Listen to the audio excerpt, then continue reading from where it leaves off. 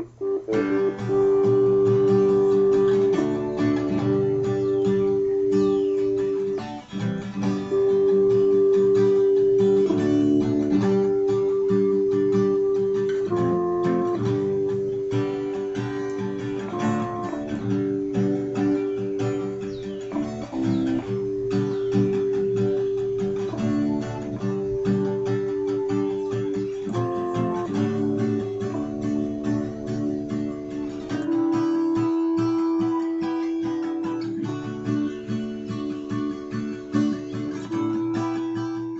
I think about HIV and AIDS, I think about Africa.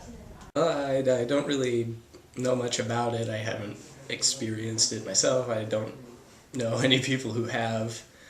As far as I know, I mean, it's not really talked about much anymore. It's kind of fallen by the wayside as it's gotten kind of normalized.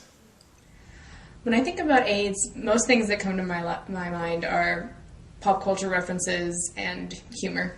That's how you really see it in a daily aspect.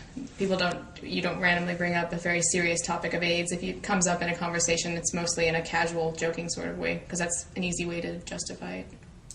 I think about the first time I learned what AIDS was, which was the first time I saw Philadelphia with Tom Hanks. It's all about AIDS discrimination.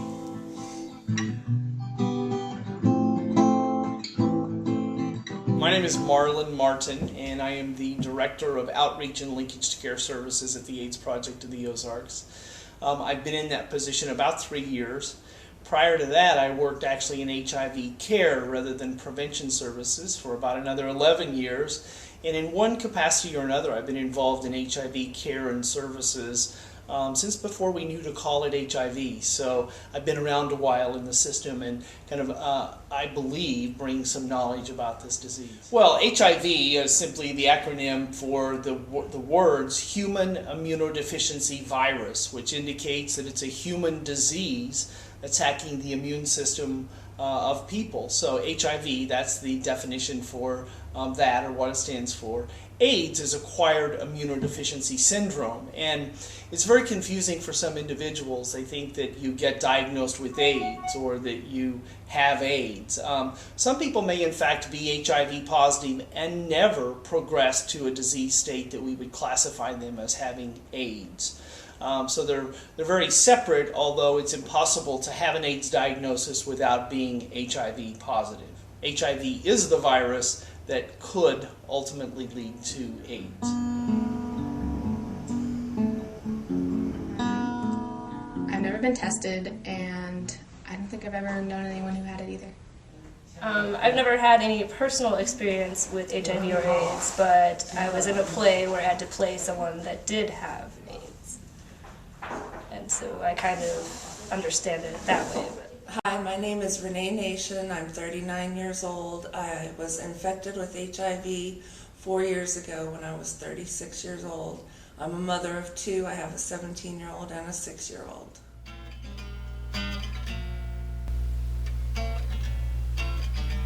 Well, I think just when you think about the word human immunodeficiency virus is reason enough for us to be concerned and to care about HIV. It is a disease among humans, and certainly we all should have compassion for individuals living with illnesses and disease, but certainly even I think one of the reasons we would care is because HIV is a preventable disease. So if we get involved, if we understand how HIV is transmitted, because we cared enough to listen, we can protect ourselves, and we can also protect or teach people to protect themselves that are important to us. So we should care because it's preventable, and we can all have a role in that prevention.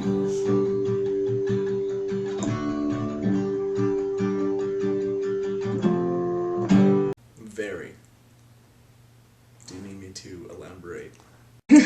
I do know that it's a lot more than you would think, because a lot of people don't want to talk about it when they have it, obviously. So you don't notice that there are so many people, but it is pretty vast. I would guess in the tens of millions. I think it's a lot more prevalent than most people realize. I know it's not as big of a deal as it is in some other places, but it's really a big deal here too. It's just not as publicized. I know that it is very prevalent in the Ozarks.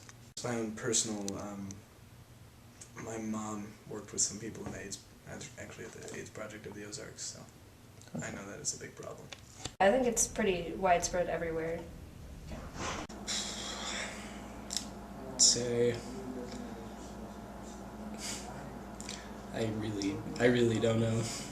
I actually heard it was pretty high in here. Like, I know Missouri State has like the highest AIDS rate in like all of Missouri or something.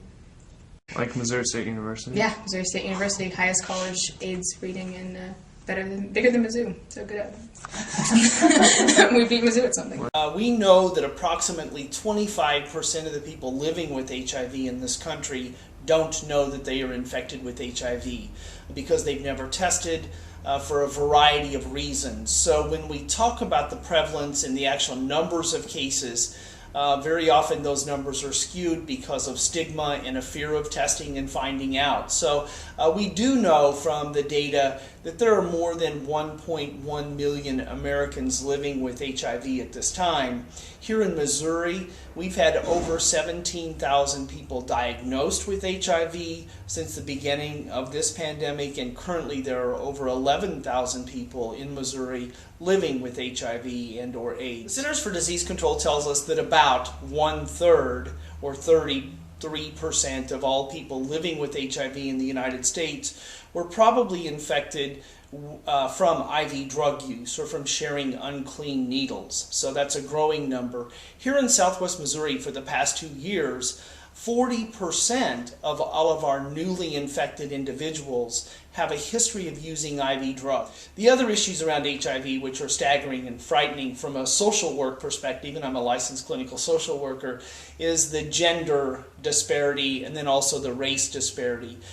If you were a baby living with HIV in the United States, you're probably a black child. As many as 80% of the children living with HIV or AIDS are African American. Women are disproportionately being represented, and in particular African American women make HIV and AIDS is the #1 cause of death for African American women between the ages of 13 and 24.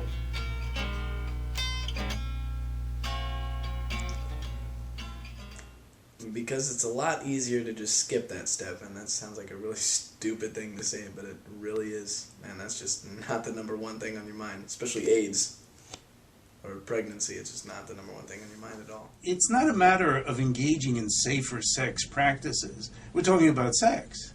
And this is an activity that, of course, people find exceedingly delightful, I guess is a way of putting it.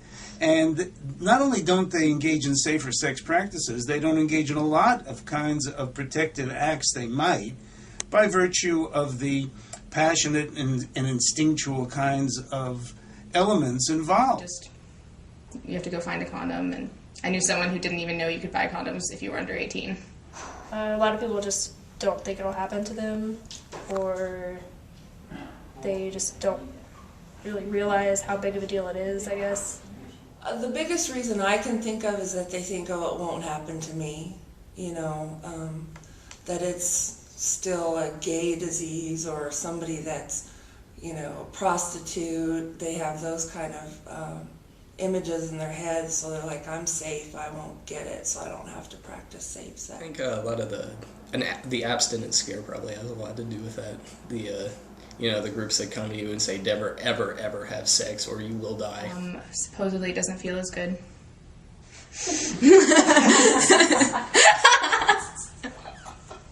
Awkward silence. Just saying.